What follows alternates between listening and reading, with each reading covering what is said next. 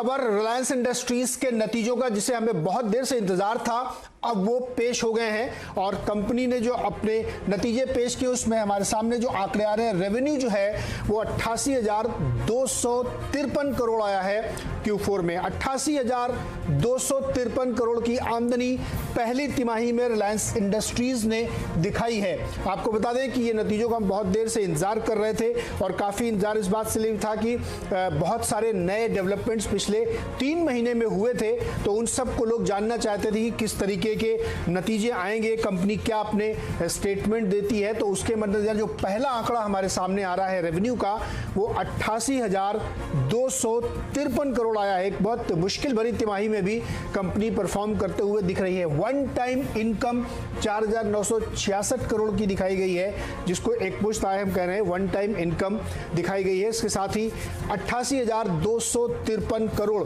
का ये आंकड़ा आया है। 1 लाख करोड़ के करीब करीब आंकड़ा आया है रेवेन्यू का पहली तिमाही का 2021 वित्त वर्ष के। और आपको याद दिला दूं कि पिछली तिमाही के दौरान काफी ज्यादा मुश्किलों के बीच में ये गुजर रहा था। हमारे साथ मेरे रिसर्च जर्नलिस्ट सुमित मेहरोत्रा जुड़े हुए हैं। सुमित, अगर आपके पास और डिटेल्स आए हो तो प्लीज बताइए। नीरज जी, जो आंकड़ा आपने पढ़ा अभी वो स्टैंडलोन बेसिस पे कंपनी का रेवेन्यू है। कंसोलिडेटेड बेसिस पे कंपनी का जो रेवेन्यू आया वो 91,238 करोड़ का एक आंकड़ा अभी आया है। इसमें अगर अदर इनकम भी मिला देंगे तो करीब 95,626 करोड़ का आंकड़ा है। एक्सेप्शनल आइटम जिसकी आपने बात की वो 4,966 करोड़ रुपए का है। और साथ साथ कंपनी का जो एक मुनाफे का आंकड़ा आया है वो 13,248 करोड़, जो कि अगर एक्सेप्शनल आइटम के साथ देखें तो करीब 13,000 करोड़ रुपए के आसपास का है। एबिटा का आंकड़ा आपकी स्क्रीन पर है 16,875 करोड़। ये एबिटा का आंकड़ा आता हुआ दिखाई पड़ रहा है। तमाम जो जितने भी एस्टिमेट्स थे उनके अबव या उनके आसपास ये आंकड़ा आता हुआ दिखाई पड़ रहा है। 19% ये एबिटा मार्जिन का नंबर है प्राइमा फेसी।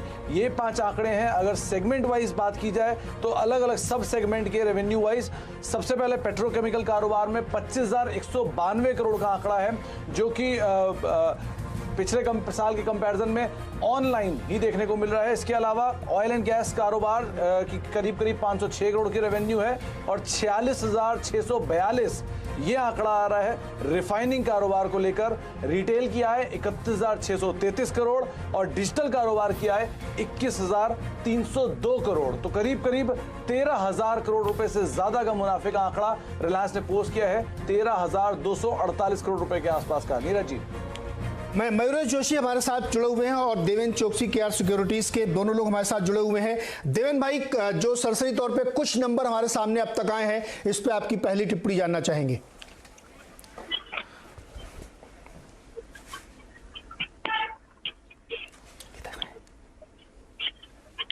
देवेंद्र भाई, आपको मेरी आवाज आ रही है? हाँ जी जी, नंबर जो हमारे सामने अब तक आए हैं, मुनाफा 13,248 करोड़ का यहां पे आया है और कंसोलिडेटेड इनकम 91,000 करोड़ के पास आई है। ये नंबर मोटे तौर पे हमारे सामने अब तक आए हैं और मार्जिन जो है 19.1% की है। इस पर पहली टिप्पणी आपकी सर। नंबर धीरे धीरे आते रहे, हम उनको अपडेट कर रहे हैं। आई थिंक जो सबसे बड़ी चीज इसके अंदर है वो एक्सेप्शनल गेन जो ये क्वार्टर के अंदर रिकॉर्ड किया गया, उसकी एक बार डिटेल जान लेनी जरूरी बनती है। ये एक्सेप्शनल गेन है, उसके हिसाब से करीबन 4,500 करोड़ का जो मुनाफा ज्यादा बढ़ के आया है, उसकी एक बार डिटेल जान लेते हैं। तो I think it will be a meaningful discussion as far as I think the numbers are concern. But जहां तक मेरा समझना है कारोबार के अंदर, आई थिंक जियो का कारोबार है, उसके अंदर से कंट्रीब्यूशन हम ज्यादा एक्सपेक्ट कर रहे हैं, particularly I think in the EBIT, क्योंकि उनको ये क्वार्टर के अंदर काफी हद तक अपने जो लास्ट क्वार्टर के अंदर जो उन्होंने दाम बढ़ाए थे उसका जो इम्पैक्ट है वो ये क्वार्टर के अंदर आना शुरू हो जाएगा। दैट मीन्स आरपू जो है वो बेटर आना शुरू हो जाएगा। आपको सभी तक फाइबर टू होम और इसका रोल आउट नहीं हुआ है एंटरप्राइज का, so that will probably not get added into the revenue and the profit as much as I think it would otherwise come up. So from that point of view, I think we'll have to wait and see. मैं करीबन detail जानना चाहूँगा definitely refining segment और petrochemical segment के अंदर कितनी capacity utilisation ये quarter के अंदर उन्होंने एक्चुअली रिपोर्ट की है, उसके बेसिस के ऊपर हम एक मीनिंगफुल डिस्कशन कर सकते हैं। बट ओवरऑल मैं ऐसा समझता हूँ कि आई थिंक जो हम लोग अनुमान कर रहे थे वो हिसाब से आई थिंक नंबर आए, accept the exceptional gains which have been reported by the company. जो जीआरएम का आंकड़ा हमारे पास हमें अब तक दिख रहा है वो 5.9 आया है, जैसा कि हम लोग अनुमान लगा चल रहे थे। सुमित, तो आप थोड़ी डिटेल और निकालिए, तब तक एक रिएक्शन मयूरेश से लेते हैं। मयूरेश, जो अब तक नंबर हमारे पास आए हैं कि consolidated income 91,000 crore, EBITDA 16,875 crore हमारे अनुमान से काफी ज्यादा है और मार्जिन 19% से ज्यादा आई है, ये भी हमारे अनुमान से काफी बेहतर दिख रही है। पहली टिप्पणी आपकी। इवनिंग नीरज जी। नहीं, बिल्कुल, आई थिंक जो आपने टॉप लाइन और जो इबिटा का आंकड़ा कहा है, I think that is much better than what the street is expecting. अभी जो प्रेस रिलीज मेरे सामने है और जैसे मैं आंकड़े को एनालाइज कर रहा हूँ, पेटकेम का जो आंकड़ा आया है, आई think it is a little bit better than what the street was expecting. अगर आप पिछले तिमाही में पेटकेम के एबिटा मार्जिन देखिए 18.43% पे थे, वो 17.58% पे आए हैं। So in a difficult situation I think petchem margins have still managed to hold on. जो आपने जीआरएम का आंकड़ा बताया Neeraj ji, I think more और less in line with estimate से, क्योंकि $5.5 से $6 प्रति बैरल ये एक्सपेक्टेशन थी, क्योंकि सिंगापुर जीआरएम्स नेगेटिव टेरिन में थे, क्योंकि रिलायंस के पास फीडस्टॉक के मल्टीपल वायबल ऑप्शंस हैं। मेरे हिसाब से आई थिंक ये जीआरएम का आंकड़ा is probably in line, but जो एबिटा का आंकड़ा आपने बताया I think is better than what the street has been expecting, और इस ख्याल से आई थिंक एक ऑपरेटिंग परफॉर्मेंस पे शायद एक बीट हो सकती है। बट मैं बाकी के नंबर देख रहा हूँ, जैसे देवेन जी। सुमित, अगर आपने कुछ और नंबर निकाले हो तो बताएं। नीरज जी, देखिए जियो के नंबर्स आ चुके हैं और ये मच अहेड दिखाई पड़ रहे हैं तमाम एक्सपेक्टेशन के। करीब 2520 करोड़ रुपए का रेवेन्यू जियो ने पोस्ट किया है, जो कि अपर एंड पे रफली 2500 करोड़ की बात थी एक आध ब्रोकर्स में, और लोअर एंड पे करीब 2300 करोड़ रुपए के आसपास के एक एस्टिमेट की बात थी। तो अपर एंड को भी एक्सीड करते हुए दिखाई पड़ रहे हैं। रेवेन्यू फ्रंट पे करीब 15,000 करोड़ रुपए का बाजार में अनुमान लगाया जा रहा था और 16,557 करोड़ रुपए का आंकड़ा आया है, तो ये भी अबव एस्टिमेट आता हुआ दिखाई पड़ रहा है। दो चीजें क्रूशियल रहेंगी, एक आरपू, क्योंकि 130 138 बहुत बड़ी रेंज की बात एनालिस्ट फ्रेटर्निटी मान रही थी आरपू में। अगर ये नंबर इसके बीच में, इसके अपर एंड की साइड पे आता है तो वो भी मच अहेड होगा एक्सपेक्टेशन से। और सब्सक्राइबर एडिशन का नंबर और पर डे डेटा कंजम्पशन जो है, ये दो नंबर जो है जियो में जरूर नजर रखनी होगी।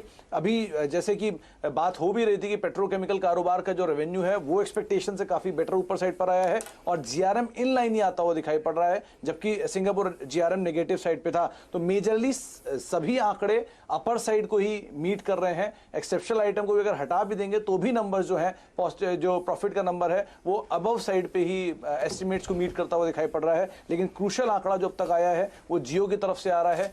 आरपू का नंबर का इंतजार है, वो किस तरह का आंकड़ा पेश होता है। आरपू का आंकड़ा हमें इंतजार है, लेकिन जियो ने 2520 करोड़ का प्रॉफिट और 16,557 करोड़ का रेवेन्यू दिखाया है, जो किसी भी अनुमान से काफी ज्यादा यहां पे देखने को मिल रहे हैं। भसीन साहब भी हमारे साथ जुड़ गए हैं। भसीन साहब, प्राइमरी नंबर आपको दिख गए होंगे। जीआरएम का भी आंकड़ा आ रहा है 6.3 का, और जियो के नंबर हमने आपको प्रॉफिट और रेवेन्यूज के बताया जो एस्टिमेट से काफी ज्यादा है, और टोटल इनकम 91,000 करोड़ की कंसोलिडेटेड बेसिस पे दिखाई दे रही है और 19% से ज्यादा मार्जिन। ये मोटे मोटे तौर पे नंबर आपको दिख रहे हैं, कैसे लगे? और एवरेज रेवेन्यू पर यूजर 140 रुपए से ऊपर आया है। आरपू 140 से ऊपर है, ये काफी बड़ा नंबर है, क्योंकि अपर एंड का एस्टिमेट भी 138 के आसपास था। 140 का आरपू आ रहा है, जो कि काफी सिग्निफिकेंट यहां पे लग रहा है। वसीम साहब, पहली टिप्पणी आपकी। नहीं, बिल्कुल वो तो आपको दिख ही रहा है कि telecom is been the pincher boy, और 140 का आरपू, भारती ने 154 का आरपू किया। ये आरपूस थे ही नहीं 120-22 साल लास्ट 3 क्वार्टर पहले। तो वो बता रहा है कि telecom is been the golden boy, और बहुत ही बढ़िया ये है। सब्सक्राइबर बेस भी बढ़ा है, टॉक टाइम भी बढ़ा है, लेकिन it is compensated by weak GRMs and we know petchem के मार्जिन भी वीक होंगे। तो आई थिंक मिला जुला रिजल्ट है, मोर और less in line, but telecom definitely stands out. एक बहुत ही टफ जो क्वार्टर आप कह सकते हैं, जहां पे कंप्लीट लॉकडाउन था ग्लोबली और उसमें काफी मुश्किलात आई, लेकिन उसके बावजूद अगर जियो के नंबर बहुत बेहतरीन आ रहे हैं, एबिटा लेवल पे मार्जिन, जैसा कि हम जब शुरुआत में इसका नतीजों से पहले सुबह भी हम चर्चा कर रहे थे, तो जो लोग थे हमारे साथ जुड़े उनको याद होगा, हमने कहा था कि बहुत टफ सिचुएशन है, लेकिन उसके बावजूद चूंकि इनके लॉन्ग टर्म कॉन्ट्रैक्ट्स होते हैं और इनका थ्रूपुट काफी एफिशिएंट है, तो मार्जिन बहुत सिग्निफिकेंट आएगा, एबिटा लेवल पे दिक्कत नहीं होगी, और वैसा ही बिल्कुल नतीजा आते हुए दिखा। गौरांग शाह भी हमारे साथ जुड़े हुए हैं। गौरांग जी, नंबर कैसे लगे आपको? धन्यवाद और आप सभी को शुभ संध्या हमारे तरफ से। नीरज, तो मेरे ख्याल से कोई नकारात्मक सी परिस्थिति या आंकड़ा दिख नहीं रहा है। जो भी आंकड़े अब तक हमारे सामने आए हैं, सिर्फ एक ही है, 4,960 करोड़ के आसपास का एक मुक्त मुनाफा दर्ज किया है। उसके ऊपर अगर थोड़ी बहुत विश्लेषण कंपनी के तरफ से आ जाए तो मेरे ख्याल से वो थोड़ी और सहायता करेगी। लेकिन एक आंकड़ों को देख करके मेरे ख्याल से निराशा तो नहीं दिखती, शायद थोड़ी उम्मीद की किरण दिख सकती है मैनेजमेंट की जो भी कमेंट्री होगी उसके पश्चात। मैनेजमेंट की कमेंट्री का हमें भी इंतजार है, लेकिन आप नंबर एक बार फिर से दोहरा दें। जियो के नंबर जो है काफी इंकरेजिंग है, बहुत शानदार नंबर आए हैं। एक्सपेक्टेड थे 2520 करोड़ का प्रॉफिट, 16,557 करोड़ का रेवेन्यू, 140 से ऊपर का आरपू, जीआरएम $6.3 पर बैरल और एबिटा मार्जिन 19.1%। इसके साथ ही जो इनकम है स्टैंड अलोन बेसिस पे 88,253 करोड़ और कंसोलिडेटेड बेसिस पे 91,000 करोड़ से ऊपर। ये मोटे तौर पे नंबर हमें दिखाई दे रहे हैं। देवन भाई, काफी नंबर आ चुके हैं और जैसा कि हमने कहा कि एक टफ सिचुएशन पे इस तरीके के नतीजे पेश करना हमें हिसाब से काफी कमेंडेबल मुझे लगा, क्योंकि जिस तरीके के मार्जिन कमांड कर रहे थे वो बहुत सिग्निफिकेंट था और जिस तरीके का थ्रूपुट वॉल्यूम था तो डेफिनेटली उसी हिसाब से रेवेन्यूज भी आते हुए दिखे। देवेन भाई, तो आई थिंक एक इम्पॉर्टेंट एलिमेंट ये है कि करीबन आरपू 140 रुपये आया है and I think this is suggesting last quarter के अंदर करीबन 131 रुपया था। आई थिंक उसके सामने 140 है, तो दैट मीन्स के इंक्रीज इन द प्राइस का जो इम्पैक्ट है ये क्वार्टर के अंदर रिफ्लेक्ट होना स्टार्ट हो गया है। दूसरी तरफ मैं ऐसा समझता हूँ कि जैसे सितंबर एंडेड क्वार्टर खत्म होता है तो उसके अंदर जैसे फाइबर का रोल आउट होना शुरू बनता है, तो मैं ऐसा समझता हूँ कि I think they will be in a much better position to report the numbers in subsequent quarters, I think at a higher level, क्योंकि अभी खाली मोबिलिटी सेगमेंट का नंबर रिपोर्ट किया गया है। मेरा ऐसा मानना है कि अदर देन मोबिलिटी सेगमेंट के नंबर जैसे डायरेक्ट फाइबर टू होम के नंबर, एंटरप्राइज वर्जन जो रोल आउट कर रहे हैं उनके नंबर, और at the same time Jio mart का जो ट्रांजैक्शन बेस्ड मॉडल जो लॉन्च होने जा रहा है I think in respective other cities, तो वहाँ पे भी मेरे ख्याल से नंबर आने शुरू हो जाएंगे। तो I think we will have to look at Jio as a completely different proposition. एक क्वार्टर के अंदर करीबन 2500 करोड़ के आसपास का उनका जो नेट प्रॉफिट आया हुआ है, मैं ऐसा समझता हूँ कि उसके अंदर एक कैपेसिटी है कि आई थिंक करीबन net profit could be somewhere in the vicinity of around 3,500 to 4,000 crore in a proper quarter, as I would like to call it as.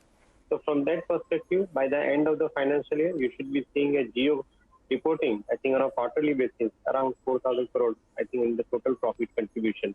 ऐसा मेरा एक मानना है. So let us see. But otherwise, I think the numbers are satisfactory and I think moving in a right direction. Despite of, I think the challenges that they had, according to me, I think the numbers have come probably, I think much satisfactory than what we are expecting.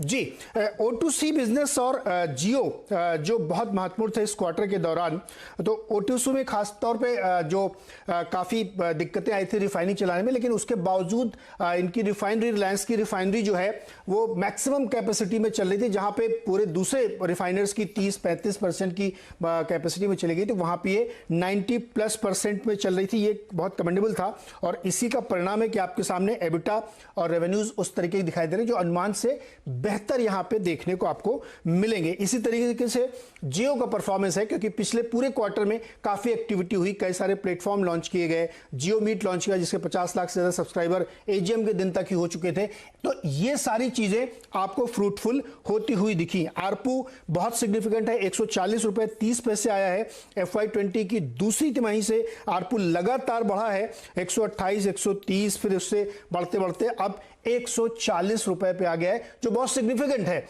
क्योंकि ARPU से अंदाजा आपको लगता है, अभी कुछ दिन पहले दूसरी कंपनियों के आए थे तो वहां पे भी दिखे, तो जो डेटा कंजम्पशन बढ़ा है क्वार्टर के दौरान वो बहुत इंपॉर्टेंट था। सुदीप बंदोपाध्याय जी भी हमारे साथ हैं जुड़े हुए।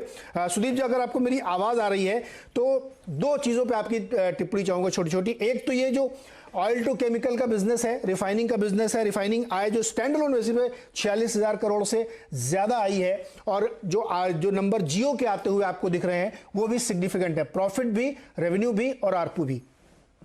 सुदीप जी जी सही बोला, रिजल्ट काफी इन लाइन ऑफ एक्सपेक्टेशन ही है। पेट्रोकेमिकल एक्चुअली थोड़ा सा पॉजिटिव सरप्राइज दिया, रिफाइनिंग मार्जिन GRM ऑफ $6.3 पर बैरल हमारे $6.6 पर बैरल के आसपास ही है। इनफैक्ट डिजिटल बिजनेस, जियो बिजनेस ऑल्सो काफ़ी अच्छा परफॉर्मेंस दिया है। मोटा मोटी अगर ओवरऑल EBITDA की बात करें तो हमारा एस्टिमेट कुछ 17,811 करोड़ का था एंड कंपनी ने कुछ 16,800 समथिंग करोड़ के आसपास का कुछ नंबर दिया, जो कि मोटा मोटी इस टफ मार्केट में बहुत अच्छा नंबर है जी। 16,557 करोड़, तो बिल्कुल आपके अनुमान के करीब। यस, थोड़ा सा डिसअपॉइंट है, but I think retail business में थोड़ा सा डिसअपॉइंटमेंट आया, बट पेट्रोकेमिकल इसने काफी अच्छा बिजनेस किया है। अगर ओवरऑल आप देखें तो 5,000 करोड़ का जो एडिशनल अदर इनकम इन्होंने एक्सेप्शनल आइटम दिखाया है, मुझे लगता है वो इन्वेंट्री गेन होना चाहिए। लास्ट क्वार्टर में इन्होंने इन्वेंट्री लॉस बुक किया था एंड चूंकि ये क्रूड ऑयल प्राइस ऊपर गया है तो आई थिंक वहां पे वो उन्होंने कुछ इन्वेंट्री गेन्स बुक किया होगा, जो कि exceptional item as a inventory gain में वो दिखाई दिया होगा। जी बिल्कुल आप सही कह रहे हैं, क्योंकि प्राइसेस जो है पिछले क्वार्टर में थे उससे काफ़ी नीचे आए और उसके बाद अब ऊपर आए, तो इन्वेंट्री गेन तो डेफिनेटली हुआ होगा। दूसरे रिफाइनर्स में भी ये चीज़ देखी गई थी कि उनको इन्वेंट्री गेन हुआ था, उसकी वजह से रिफाइनर्स को काफ़ी फायदा हुआ था। गौरांग सर, ये जो नतीजे हैं जो बहुत मतलब ये कहने मुझे कोई संकोच नहीं कि बहुत लोग डरे हुए थे कि अरे इस क्वार्टर में चूंकि बहुत समय तक लॉकडाउन था तो बहुत मुश्किलें हो सकती हैं, लेकिन कंपनी ने आउट परफॉर्म किया। मेरे हिसाब से मैं इसलिए कह रहा हूं क्योंकि ऑयल एंड गैस तो मेरा अपना सेगमेंट है, जहां पे बहुत बारीकी से मैं चीज़ों को देख रहा हूं। जिस तरीके से चीज़ें ये डिलीवर की जा रही हैं वो कमेंडेबल है, और इसमें भी इस पूरे क्वार्टर में 45 दिन आप मान सकते हैं कि कंप्लीट लॉकडाउन था पूरी दुनिया में, तो उसका ज़्यादा इम्पैक्ट था। बाकी फिर ओपनिंग अप शुरू हो गई है, तो यहां से एक बुनियाद दिखती है आपको कि एक नंबर जो है यहां से बहुत बढ़ता हुआ आपको Q2 में दिखेगा। बहुत सी सक्षम बात पर आपने जोर दिया है नीरज, और ये एक दर्शाता है कि कंपनी का तजुर्बा, इनकी काबिलियत, और कठिन समय और परिस्थिति में भी अगर ऐसे आंकड़े लेकर के आते हैं, तो अब जबकि लॉकडाउन से अनलॉक हो रहा है और बहुत जल्द हम अनलॉक 3.0 में प्रवेश करेंगे 1 अगस्त से, तो जाहिर है कि दूसरी, तीसरी और चौथी तिमाही में ये आंकड़े यहाँ से और भी बेहतर आएंगे। और मेरे ख्याल से जो छोटी मोटी गुंजाइश इस तिमाही में है वो आने वाली तिमाही नतीजों में आपको बिल्कुल ही दिखाई नहीं देगी। और मुझे विश्वास है कि जितने भी कारोबार है रिलायंस इंडस्ट्री के तहत, सब मिलजुल कर बैलेंस शीट पर योगदान करेंगे, खास करके जियो, डिजिटल, रिटेल वगैरह।